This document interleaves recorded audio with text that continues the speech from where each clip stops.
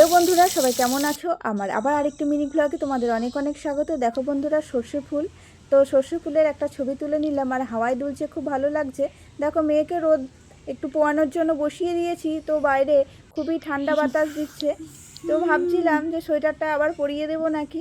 তো যাক, ও ঠান্ডা হাওয়া কিছুক্ষণের মধ্যে কমে গেছে। তো একটু রোদ না পোয়ালেও হয় না, বাচ্চা মানুষ তো সবসময় ঘরে থাকে বলে নিজেদেরও খারাপ লাগে যে একটু রোদে বসানোর দরকার। তো একটু রোদে বসিয়ে দিলাম। তো ওর সামনে ক্যামেরা নিলে পরে কতক্ষণ আর কত রকম যে ঢং করে তার কোনো ঠিক নেই। তো বন্ধুরা দেখো, এখানে ডিম ভেজে নিয়েছি। আজকে মেনুতে আছে ডিমের ঝোল আর বাটা মাছের চচ্চড়ি। তো বাটা মাছের চচ্চড়িটা দেখো এখানে করে নিলাম, আর ডিমের ঝোলটাও আমি রান্না করেই নিলাম প্রায়। তো আজকে রান্না করছি কাঠের উনুনে। তো কাঠের উনুনে রান্না করতে আমার খুব ভালো লাগে, তাই করে নিচ্ছি বন্ধুরা। তো আজকের মতো ব্লগটা কেমন হয়েছে অবশ্যই জানাবো। আবার মিনি ব্লগ নিয়ে আবার আসবো।